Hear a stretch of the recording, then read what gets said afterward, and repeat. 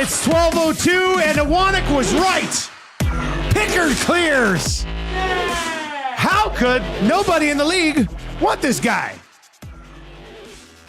Pickard has cleared. Pickard has cleared. Tommy, did you hear me? Pickard is cleared.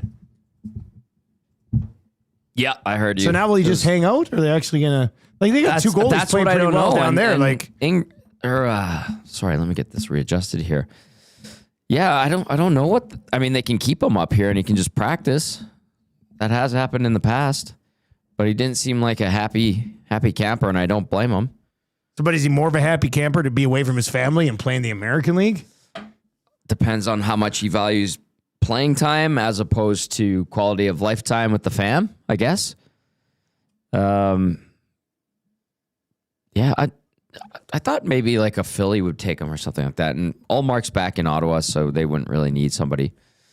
But yeah, I don't know. And so Unger and Tompkins have been playing pretty good. They've both been playing really well. You don't want to take reps away from them. Well, Tompkins you could take reps away from, but I mean, he's been playing pretty well. Playing really well. Unger continues to be a pleasant surprise, and I'm not sure what they want to do. And so, what do you make of this, buddy? What do you think about this? I mean, the amount of overreaction over the news yesterday that he was on waivers is ridiculous. Like, come on, guys, it's Calvin Pickard. Yeah, I think a lot of people thought he was automatically going to get picked up. I thought there might have been a Drager said chance today he'd be surprised that he didn't. Yeah, and I thought there'd be more of a chance that he would than he didn't. But I mean, it wasn't the end of the world necessarily. No. I mean, do you think... We have to remember, he's got awful numbers this year. Yeah. So is this best case scenario for the Oilers, that just in case one of these other two go down and that's great news. They have their guy? But again, he can't just hang out in Edmonton and not do anything. He has to play. He can practice. Is iHeart playing properly? Is it streaming on Butt? Oh, where did this happen? And so... Hey, on Saturday, it wasn't my fault. Everything else was, but... Whose fault was it on Saturday? No one. We just forgot. Was it yours? No. We need another laptop for the bot. Oh. Yeah, so... we were a little delayed on that. I pressed play, it just didn't click in. All right. Great time on Saturday, by the way. What am I dragged into? I'm looking at the nasty chat. What? How is my name involved in something? I have What's no going clue on what's now? going on here. Is this about Pickard now? Do you hate him? Tommy, are you okay? Do you need an emotional support animal given the workplace conflict? That's Dwayne from Tway. What's the And then Rip City Step, bringing my name. What? Casino Dealer J. Tommy doesn't like getting pulled into these situations. What happened? What am I missing here, guys? Did something happen on the Hangout? I don't know. No, Hangout was good. I'm confused. I'm not too sure what that's about. Please explain to me what I've been dragged into or how I'm involved in something. I'm oddly curious. Though maybe the iHeart stuff? No, I don't think that's it. Hey, and Unger had like 50 saves over the weekend in this game? He had a big one. Yeah. Was it 50? Did he hit 50 or was it almost 50? Yeah. Around there, yeah. He might get a look. Gord says Pickard for sure is going to not report to Bakersfield and will keep him in Edmonton for 3 days until Olympic break, and then he will be traded or report after then. Maybe. I don't know. Everybody here loves him. The players love him. Who's trading something for Pickard? If they could have traded him, they would have by now. It's the same thing with Juan Giappani. Everybody's like, well, Stan Bowman's not doing anything. Well, I'm sure he's tried. They're making calls. Yeah, and the only way I see Pickard being traded before the deadline is a team as a goalie go down with an injury. Yeah. After the Olympics. And they're like, oh, he's out for the year. We need to have a veteran guy who's got some playoff experience. But now in fairness, like after these two games, let's be honest, Pickard's probably going to get to go on a vacation. Right? Like Derek Ryan did, and he left the Condors to go on his vacation. Yeah, so why would he go down there when they have their two young guys playing? No, there's no reason for him to actually go to the minors. At this stage of his career, stay here. I mean, would they say... Have they? Can he still take like Black Aces reps? You can practice. Okay, so this has happened multiple times before. So unless the others are like, no, we only want these two guys practicing because we want them getting the reps, just do nothing right now. I guess. I mean, they can continue to do what they've been doing. Yes. For the last 3 2 months. Why do you guys think they did it yet? Like put him on waivers yesterday? Like, because there were some rumblings that they're going to wait till after the Olympic break. So you're trying to fit, there's a method to the madness here? Like, is there something else there that they put him on waivers? I'm just spitballing here, boys, because the timing's kind of weird. Right before the trade freeze kicks in on Wednesday. If they didn't want to lose him for nothing, maybe they saw that yesterday was an opportunity where they probably wouldn't lose him. And you still have an asset and a player in the organization. An insurance policy, if you will. Although, yes, his numbers have not been good this year. 780-218-99. This is the best case scenario here for Pickard now. The others get to keep a guy who's come up big for them in the playoffs. I would think there are some question marks around their goaltending still. Yep. I'm not going to sit here and say Pickard is a solution to those question marks, but you'd rather have him around the organization than not have him around the organization. So mission accomplished for the Oilers. I think a good news day for Pickard. Mind you, he might be linking, let me go play in the NHL somewhere else. Yeah. And now nobody wants him, so it's kind of a kick in the balls a little bit. But I don't think if it's you a love good it here day and your family's here. Yeah. I mean, he wants to play. And I think for the organization, it's best case scenario. I don't think for Pickard. That's bingo. Yeah. Best case scenario, somebody gives him a chance elsewhere. And he's at least a backup. Yeah. Or in a rotation of some sort. yeah, it's got to kind of suck. Then nobody wants you. Like that would blow. But Here's the thing. get to be here and take another run at it and be around it. Like, it's not the end of the world. No. Touche. Could be worse. He could be going to the American Hockey League. Like if maybe that's what they end up doing. Yeah, I mean, we that haven't would seen suck anything. for him right now. So he's 33. He's coming off by far the best year of his NHL career. Showing people he can do it. He could be a reliable NHL goaltender. And then if you counter that statement with, well, look at his numbers this year, Tom, I would say, yep, good point. However, did you not listen to Tristan Jarry the other night after the 7-3 loss? I have it actually. Have you seen his numbers? You brought it up on the Oil Stream last week. And We're going to you're like, hear "Tommy, that. We're going to mean?" hear that Jarry post game. Yeah. And I said, it means they don't defend well. Jarry, we're going to hear from Jarry. We're going to hear what Jarry had to say after this game. And Dusty, I'll save it till after we hear from Jarry. But it's the light bulb has gone off collectively with the fan base. I saw it post game on Saturday. Okay, in what way the light bulb's gone off? What do you mean? They recognize how poor this team defends. Finally admitting it. Not, you're an idiot. They need 2 new goalies. They went and got 2 new goalies. Guess what? Their goalies are getting lit up. That's true. I mean, they did say they need to do what Colorado did, and that'll turn things around. Oilers fans got their wish. And that hasn't been the case thus far. We'll take a look. We'll dive into it with a couple different places. We'll go for Play Alberta by the numbers. These have been your Popeye spicy headlines. Calvin Pickard remains an Edmonton Oiler. He clears waivers, and we will find out what the plan will be for him moving forward. Now here's the thing. They can send him down at any point over the next month. Because he's clear. I think it's 30 days exactly, but over the next month, they can send him down at any point. So that would actually line up right before the trade deadline. All right. Deadline is on the 6th. March 6th, I believe. It's the February 2nd, so they could move him around, send him down if need be as Roster well. freeze is what? Thursday night? Last day of games is Thursday? I think it's the 4th. I thought the roster freeze was the 4th, which is Wednesday. Wednesday night. Okay. Yeah, which is Wednesday. All right, 780-218-9999,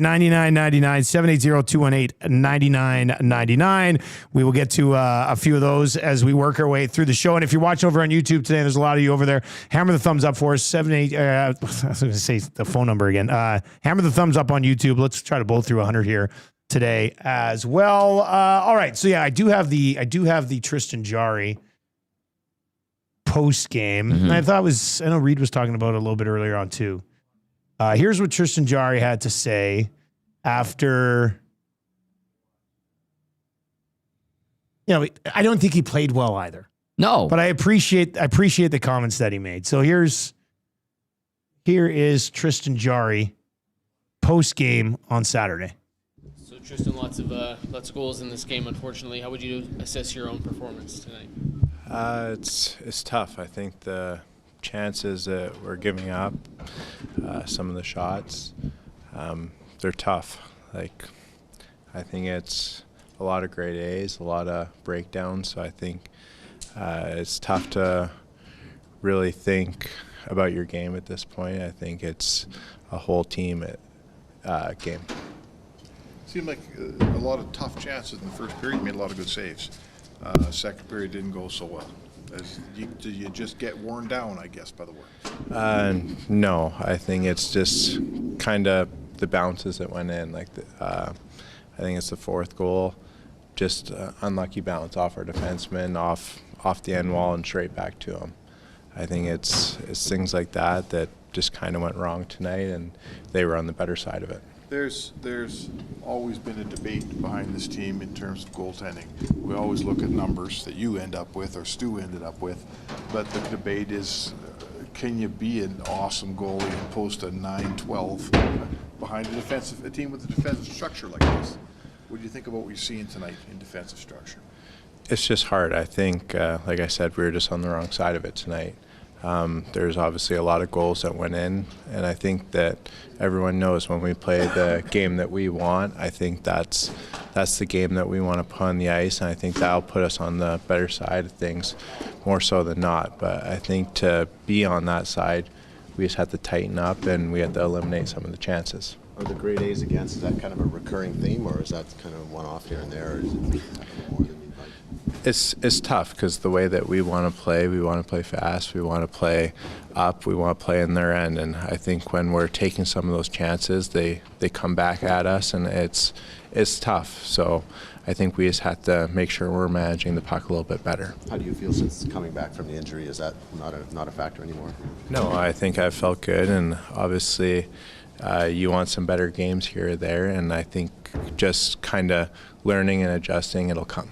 Do you have to have a different mindset when you're playing behind the team that you just described, that's going forward on offenses, trying to score goals? Do you have to look at it different as a goalie? Yeah, every night you want to be on the better side of things, and I think when we're scoring goals and we're putting the puck in the net, it's obviously a lot easier. Their goalie played really well tonight. We had some good looks, we had some good chances, and it could have went either way. All right, so there you go. That's Tristan Jarry, what he had to say on Saturday. Different approach than Stuart Skinner when talking about some of his bad games. Yeah. It's kind of like night and day. Stu always just, a lot of it was like, I got to play better. I learned It's from on me. this.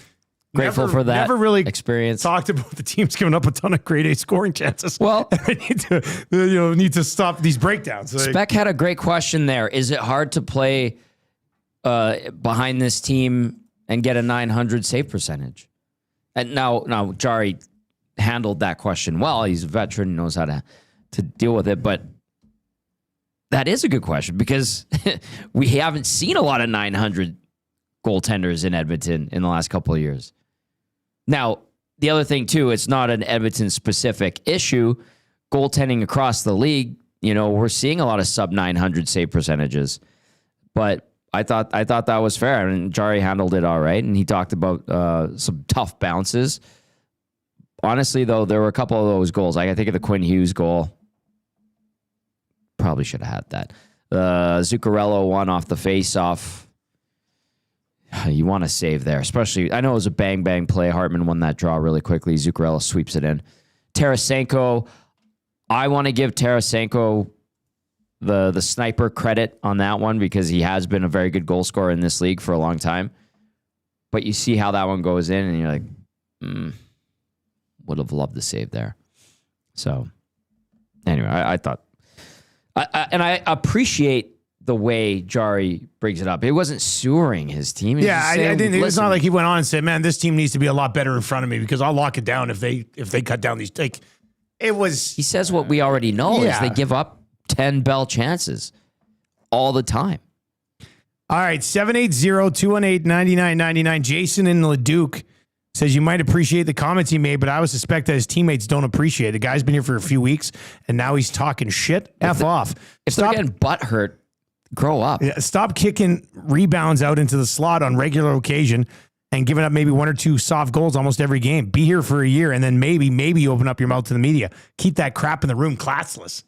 Woo! I don't think Jason it's that big of a LeDuc, deal. Spicy. I don't think Jason. I think you're probably a little bit more fired up than you He's should fired be. up. Hello, Jason. But I mean, I don't think it's that. Pat in the county says my only comment is that he let in 3 grade D chances. That's true. James Barrels, their bells go to 11. These ones go to 11. Spinal Tap. I don't get the reference. Spinal Tap. I'm He was talking about the amplifier. Yeah, but these ones go to 11. never seen it. Guess I need to watch that. Nah, it's old. Sorry, guys. I see it, James. 780-218-9999. 780-218-9999. And over on YouTube as well. Okay, so the whole goaltending conversation, Spec asked that question about, some people think it might be hard to put up a 900 save percentage behind this team, which is a totally valid point to bring up. Yeah.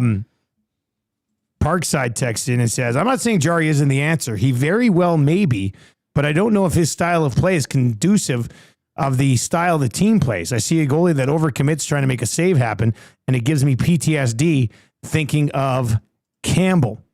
And Nature Boy says, wow, was that the first shot at running Jarry out of town? And that would be in reference to Jason LeDuc's fiery text. He's fired up. All right, Tommy. So we were asking it on the morning show today. Since the Jarry-Skinner trade, I guess I didn't answer it this way. I want to answer it in this way, or ask it in this way so that maybe some of you can hop in as well. Since the Jarry-Skinner trade, the Oilers are blank. How would you fill that in? That was December 7th? It was December 12th, I think. December 12th. Good. Not great. Better? Worse? The same? Slightly better. Slightly better. Okay, so I have the numbers here. Okay. Pre-trade, they had a .565 winning percentage. Post-trade, they have a .576 winning percentage. So That's almost the slightly same, but better. like slightly better. I look at it, I go, they're the same team. Like their goals against average is still very, up and down. Like if they don't make the trade and they still just have Kulak here and have a second to use prior to the deadline, I think they're probably in a better spot. Really. I mean, we said at the time, if this ends up being a lateral move, you paid a pretty price to do it. Yeah. And so far, I don't think there's any way you couldn't look at it as a lateral move, even though I do think, and when I look at it, to me, Jarry looks like he's a better goaltender than Stuart Skinner, but the numbers aren't backing it up. Mm-hmm. So to me, at this point, that trade is, the goaltending part of it's a lateral move. I'd rather have Kulak in the playoffs than Stastny, and I'd rather have a pick to try to add somebody at the deadline. So, I think and it'll be like this for a while, but, the jury is still very much out on what Bowman did here between the pipes because it's locked in now, right? It's Jarry and Ingram. Yeah. That's who your goalies are. We said it at the time. The move for Jarry basically was like, okay, here's your goalie for the Connor contract, and hopefully he can help you deliver a Stanley Cup. So, Yeah. But the team does the team needs to play better defense. It's Right. Now, we've seen it. We've seen them play better defense. This is something, the loss wasn't good on Saturday. Let's not kid ourselves. They blew 2 leads and then, let a bunch of unanswered goals in until they finally got that third one. You lost to one of the best teams in the league, and they showed everyone that the Oilers are a good team, but they're a step below the elites in the NHL. So there were alarm bells going off. I saw on the text line and in the inbox and nasty chat post game. But when you zoom out, you go, well, many just showed you who you are and who they are. You're still a good team, and you could bounce back from this. The way you bounce back is go have a good game against Toronto tomorrow. Yeah. Beat the Flames on Wednesday, and get a little bit of that confidence back. And lost the Firehouse Subs hot streak right before the Olympics. Yeah, they did. 2 games back to back. If they can do that, that'd be great. Yeah, if we call them back-to-backs, We're calling those hot streaks now. Well, so Firehouse, if Firehouse subs, if the Oilers win 2 in a row, you get a medium brisket hat trick for $8.99. It's just, That's a good you haven't had a sandwich, chance by to the do way. it very often. So, but they could do it if they beat Toronto and Calgary. We'd all be having sweet subs on Thursday. But yeah, I mean, to me, they look like the same team they were. Like the one good stretch they had here. Let's just say what it was. We said it. I said it at the time. McDavid and Draisaitl went supernova. Yeah. Remember? Like when They they did. went on their little heater, those two guys were averaging 5.5 points per game. Yeah. Between them. Right? That's when this team wins games in impressive fashion. Even the win against San Jose, like I'm watching that go down. And I'm laying there with Marsh. We're in the hotel watching the game and it's going down and everybody's losing their mind. They're like, how about this team? And I'm like, Well, wait. this is not a recipe for success to have to pull your goalie with 4 minutes left when you're down 2 and keep the same 6 Right. guys on the ice for 5 minutes to storm back against a team that might not even end up being in the playoffs. I get it. It's fun and it's entertaining. It's good to watch. But that's the same stuff we've been seeing for 5 years. And you're like, I get it. It's exciting, but probably shouldn't be the case anymore. Well, and listen, good on them for getting that win. It was a thrilling win. Like, I'll reemphasize what you said. But the 3 games prior to that, what were we saying? They are really loose defensively. They get their asses kicked by Pittsburgh 6-2. Have a fun, exciting 6-5 OT win against Washington, where they had to save their own bacon late in that game as well. Win in a fun, open game against an Anaheim team that had a bunch of injuries, but still could play pretty good offensive hockey. And then, they were loose, especially to start the game against San Jose. And the whole, or a good emphasis point for the whole week leading up to that Minnesota test, if you will, was can they clean up defensively? The answer is no. They did not. They would not be able to. And that's why I'm saying, like, Minnesota recognized how Edmonton had been playing structurally on its back end, or defensively. 5-man unit, whether it's you focusing on just the blue liners or the 5-man unit, how they play in their own zone, how they play in transition. And Minnesota has the horses to take advantage. That's exactly what they did. On top of getting, I think, 2 or 3 goals that the Wild scored started off of faceoffs as well.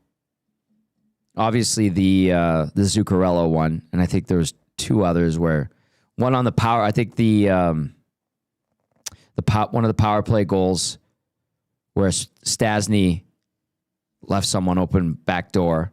That one started off the face-off. The possession went to Minnie. They worked it around and then eventually got the rebound over to I can't remember who buried that one, but it was a power play goal for the Wild. And I think there was one other one that was directly off a face-off. So, like, they can regroup. If they focus on working on their defensive game, hopefully it clicks for them. But, yeah. 780-218-9999. The inbox is a spicy place. It's a busy place today. And the chat, obviously, on YouTube is flying along as well. We've got EST afternoons coming up from 1 until 3. That conversation will continue, obviously, here. And then the Reed Wilkins Show from 3 until 6. If you're listening to the Oil Stream podcast after the fact, just start tuning in live all day long. Great conversation, highly entertaining with Hernan and Gager, and then Reed and Jay in the afternoons. Troll text in and says, this trade just proves that they should have called up Ingram to see what they had in him before making the move. Kind of always thought that would be the process that they would look at, right? Like, but this one comes in, no handle on this text, but thank you very much for being here. It says, unfortunately, we're in another rebuild. We're a one-line hockey team. We missed out on that second year by not signing the guys we needed to. And we have what we have, and all the goaltenders in behind Skinner will be talking about the same thing until this is fixed. Nielson, you've only seen better hockey against sub-500 teams. This team is what it is. And that brings us to the Play Alberta numbers game. Play Alberta, title sponsor of everything we do here on Edmonton Sports Talk. Go to playalberta.ca or download the Play Alberta app every single day. We have that specials page just absolutely loaded. As far as hockey-related plays go today, we've got Raquel, Caulfield, Barzal, and Tage Thompson each have a point tonight. That's from the DGen Den. Plus 447. Nice. And then we had our early bird bet of the day as well. Habs, Sharks, and Mammoth all to win at plus 490. So you can get in on those if you would like. Here's the numbers that we want to get to. You guys discussed this on the post-game show. The Oilers against the Avs, Wild, and Stars this year. Big donut. 0-6, outscored 34-12. Like that's embarrassing. Yep. Being outscored 34-12 by these teams. 0-6, you're like, oh well, you know, the last close couple games? of no, they've been outscored 34-12 against, I would describe, the only three really, really good to great teams in the conference. Yep. And you've been torched by them. Yep. Tommy, is this a major concern to you, or is it one of those things that you don't worry about come playoff time? It is. It shows you're not on that level. I'll start there. Yeah. Come playoff time, if you get to a situation where you're playing against one of those teams, that will dominate the discussion going into the series. If you look at it from an Oilers standpoint where you want to defend the Oilers, you say, well, Edmonton elevates its game in the postseason. Leon and Connor are shining beacons of light. Bouchard wakes up. They tighten things up defensively. Like in the playoffs, Bouchard doesn't let Faber turnstile him at the blue line, right? That was terrible, by the way. Hernan, Reed, and Jay were talking about how people were defending him. Like, how do you defend him? No, on that? they were. People were like, well, you know, it was late in the game, and he almost had just scored, and you know, So I was just it's like, okay to let another team's defenseman blow by you and make you look like a pylon. There was a lot of. That's okay. Yeah, all there's of a lot sudden. of people online being like, let's give some context to this goal. I'm like, the context is here that You got he got danced. walked by a defenseman. Yes. Like, Great shot by Faber, by the way. it was a great shot. I mean, he's a talented guy. He is. An Good Olympian defenseman. himself. That's right. So naturally, yes, it's alarming. It's an issue because what if you do get into a situation where you're going to play Colorado, Minnesota, or Dallas? And then, you know, if you look at it from an Oilers standpoint, Edmonton elevates his game in the postseason, pretty much has for the last 4 or 5 years. The Oilers have beaten the Stars in back-to-back seasons in the postseason.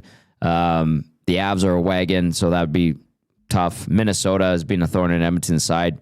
Mop the floor with them, but are the Oilers in the playoffs a different beast compared to the Oilers in the regular season? That, I think, would be the last key. couple of years they were. Yeah. The last couple of years they were. And, you know, the core group of that team is still here. Yeah. So you would hope that I don't even think they need to find last year's level to get through the Pacific. Valid point. I agree. I still But think this getting embarrassed players. by the best teams in the conference is a little concerning. Very concerning. Yeah. Because you're not even in their stratosphere right now. Stupid Peter says, is this defense? Let's see here. Stupid Peter's got a couple of texts, so let's hit these. Guys, I know we all used to shit on Knob for constantly putting lines in a blender, but I'm a little confused with how he's continually going back to line combos that have been notoriously bad defensively over the last 5 to 6 games now. Aside from a little change he made last game, you think to be more willing to start to try other things with how badly they've played at times. And he says, so is this a defensive issue? Is this defensive issue a coaching problem or a personnel problem? Good question. It's such a lame answer, but I'd probably say, you know, it's a little bit of both. Yep. Like I still, you look at what's on paper on this blue line. You got young, developing defensemen, Stasny, Amberson, Regula. And then you've got 4 guys who are veterans. Your best guy defensively is Matthias Ekholm. Yep. He's been hurt, but when he's on, he's been good. Evan Bouchard, flip a coin. That's what you're going to get defensively, night in, night out. Offense, excellent, elite, obviously. Jake Wallman can be good, but also can be Jekyll and Hyde defensively. Yeah. And then Darnell Nurse. More bad than good this year. Well, that's the problem with Nurse is that there's been very little regular positive contribution defensively. And I think it's getting worse as the season goes along in his own end. Yeah. Whereas last year he was okay defensively and then bad in the playoffs. Yeah. That's why I go on paper, like this D isn't good. They have to like before the deadline, they got to get some help on the blue line. Yeah. And then the thing that Stupid Peter brought up, Is it a, 5-man unit issue? Well, yeah, they cheat for offense. And a lot of people have been texting in, like, they're always blowing the zone. Why are they at the other teams? They do cheat do for that offense. so much. TV turns, lazy back checks. That's a terrible combination. And then you got your goalie who just got here saying, well, it's hard to make saves on chances like that. Yeah. I'm paraphrasing, but which goal was it? Like they were buzzing in the offensive zone. I don't know if McDavid turned it over, but that line, him and Draisaitl were out there. And it came back a 3-on-2 the other way. Is that the Tarasenko goal? I think it might. Was it? I think it was the Tarasenko goal.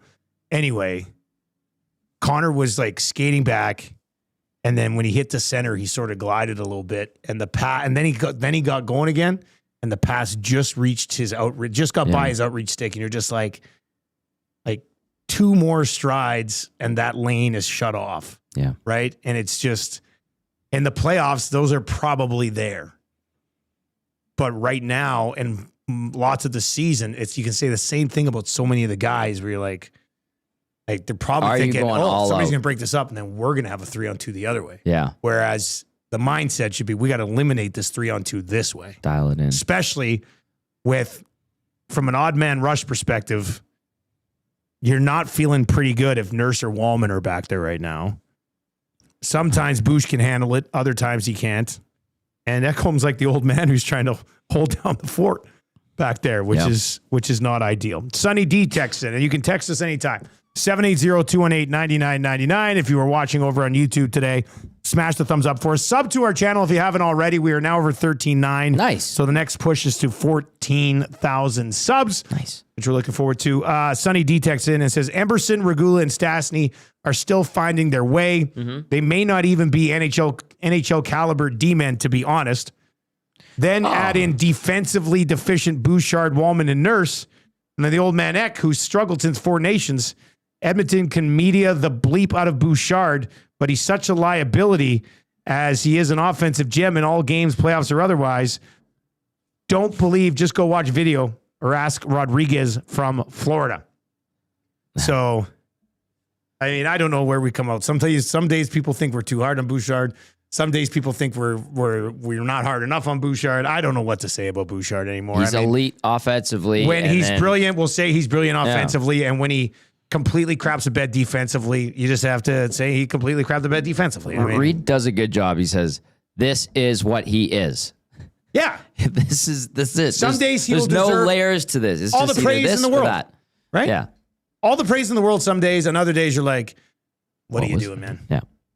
But that's not a recipe. No, it's not. You know what? You can get away with that if you got 4 other Ekholms on the back end. But when you got Nurses and you've got Wallman, who I say he did very well on his contract with the Oilers. Yes, he did. And then you've got these other guys who you're like, could do in a pinch in the playoffs, but I'd rather have other guys in those spots. And that text was pretty raw and pretty bang on. It's just, I'm hopeful and optimistic that Stastny can continue to develop and settle in as a good, maybe second pairing guy if he continues to develop. That's probably going a little bit too far on it. Emphasis on maybe, okay? Yeah. Emberson, can he be a good third pairing guy? Continues to develop. And then Regula has played so few NHL games. He was thrust into this situation.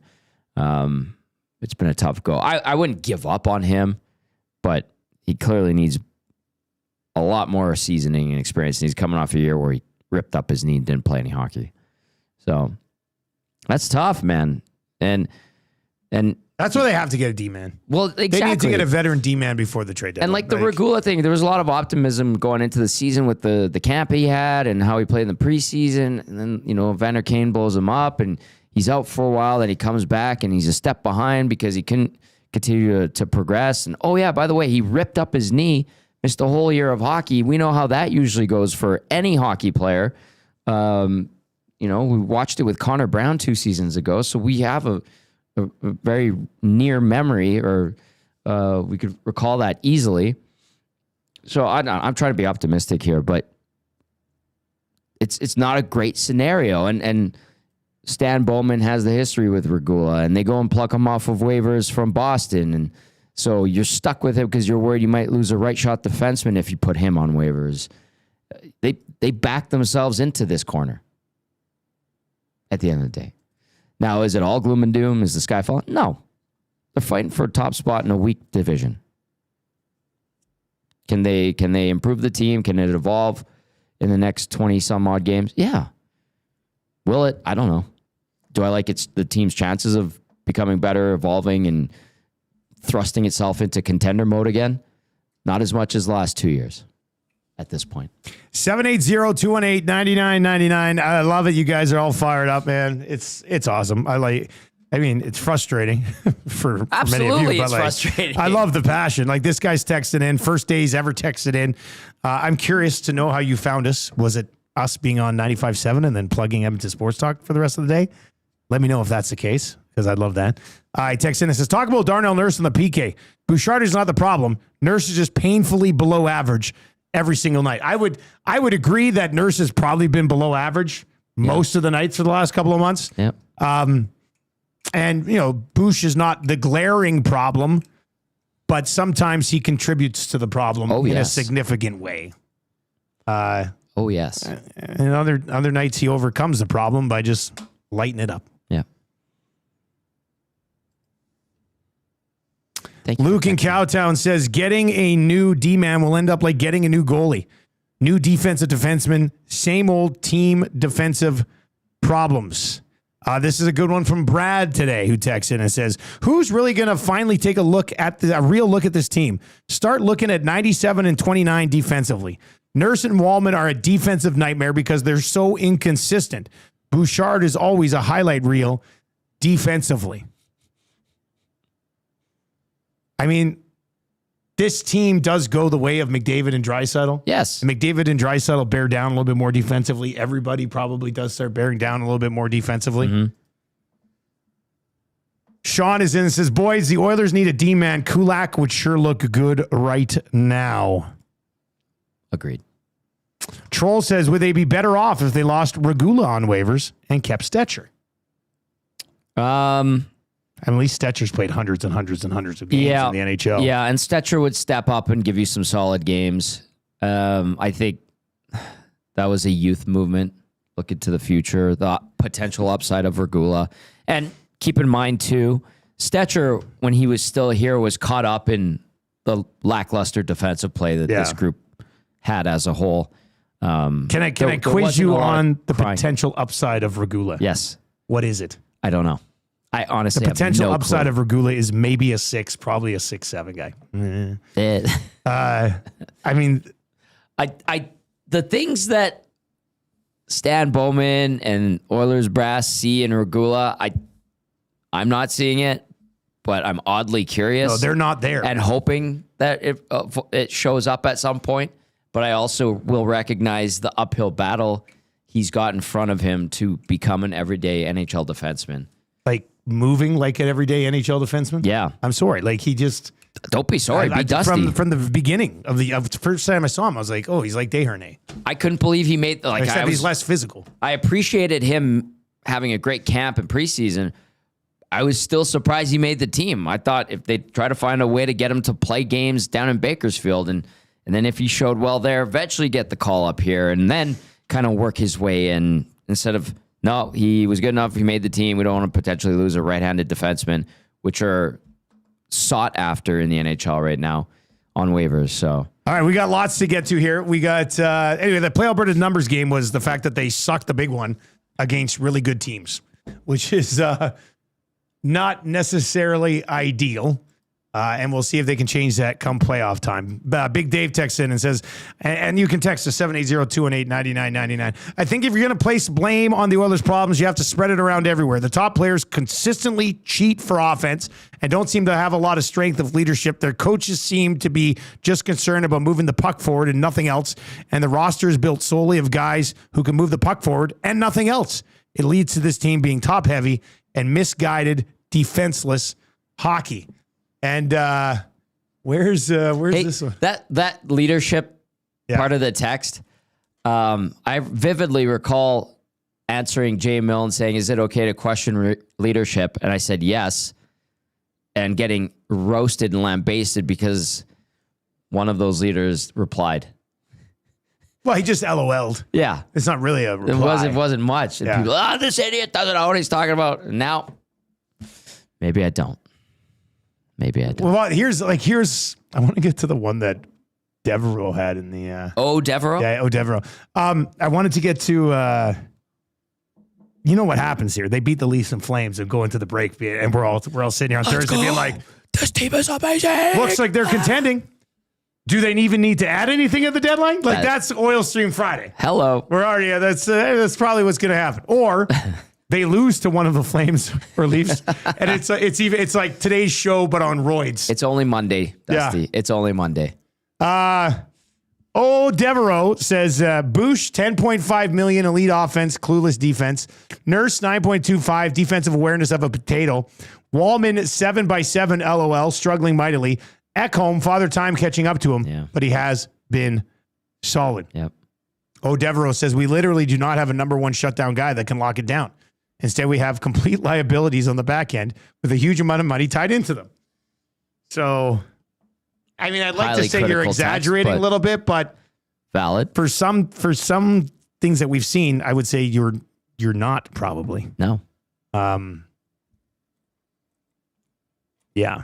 I thought that was a stark text, which I don't disagree with. Abutsky says, silly me. I won't be overreacting negatively or positively to this Oilers team until they're either eliminated or crowned. It'll be one way or the other. Abutsky with the measured, wise approach. Tony says, your signs look off, Dusty. You're too far to the right. Yeah, I don't know. I always move to the middle. Dusty's more on the edge. I don't know what's going on here. Like, if I went on the same partition as Dusty, I'd be way over here because you're working the monitors as well. Yeah. Let's see. I don't know. We can fix that. Get that back to the middle. That. Save it after. Tony appreciates symmetry. That looks a little bit better, I That guess. looks a bit better. All right. I think that's probably it for things to bitch about today.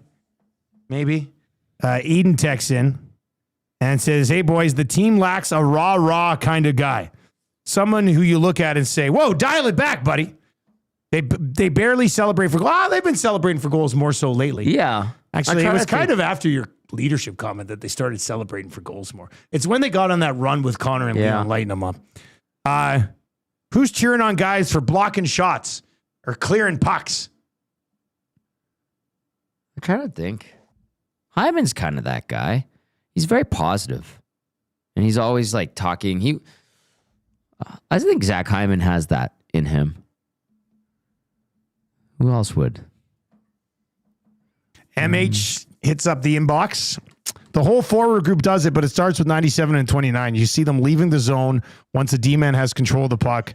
The D are struggling making that deep outlet pass, so the forwards need to come back and help them out. So, that element of it, if they're being coached to, we get the puck, and that's why they bring in puck movers, right? That's why they bring in like a Wallman, and you could, you play Nurse or Bouch 25 minutes a night because he's a puck mover.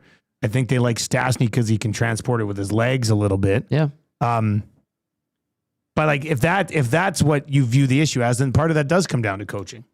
And if that's the strategy, maybe that's like if the strategy is as soon as they get the puck, McDavid and Draisaitl are gone. Maybe that is a coaching conversation or a modification that needs to happen, I guess.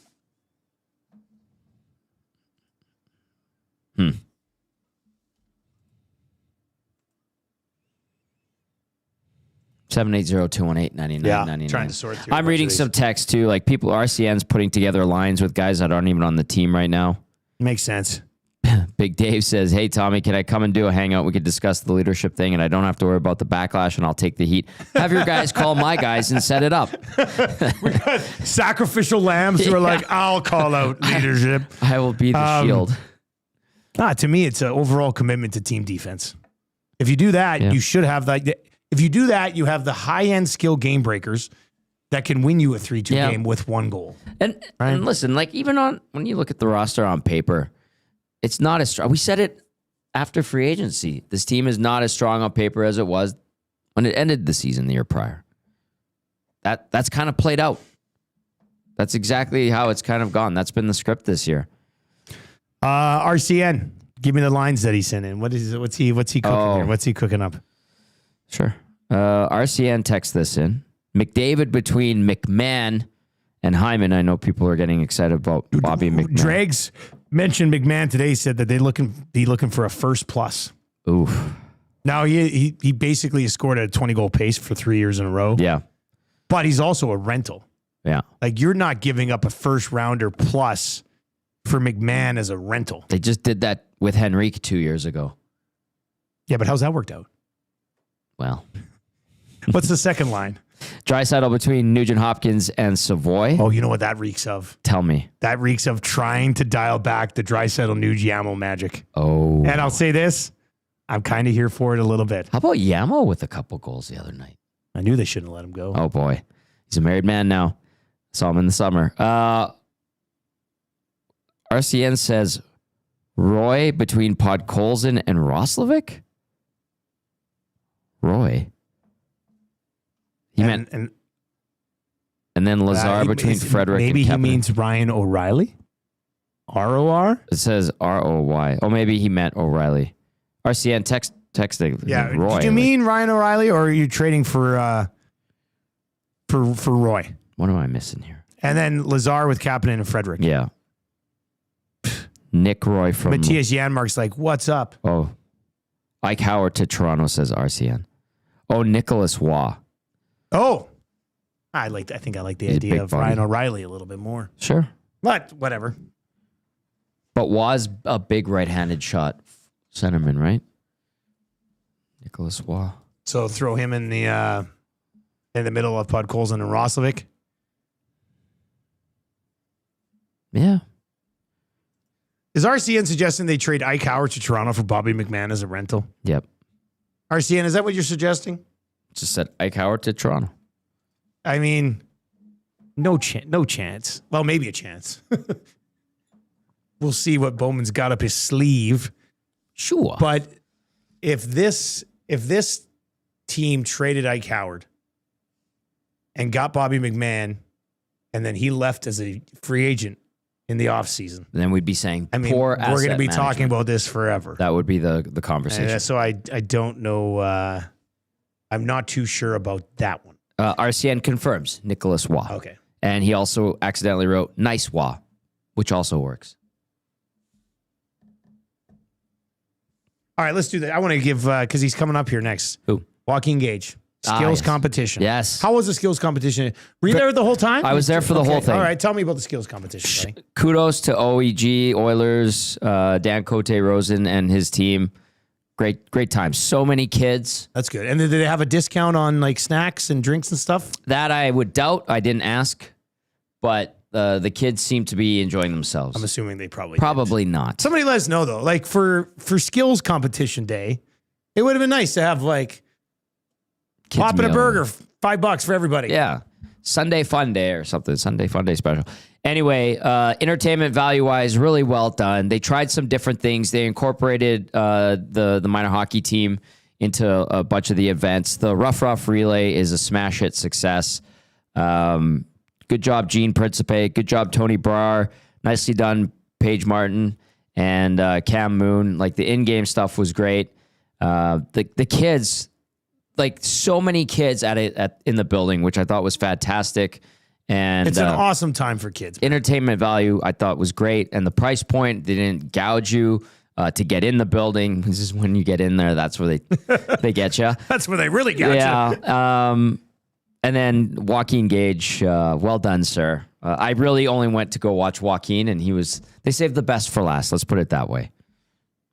Looked like he made a nice save of Majapani. I Great saw that save. video that you had on that one. Yeah, great save. I'm glad I was taking a bunch of video of him. Got the one-on-one against McDavid. You have to, like, I think. Did you get the one-on-one McDavid? Yeah, I put it on Instagram. Oh, okay. I'll have to go check that one out. Yeah.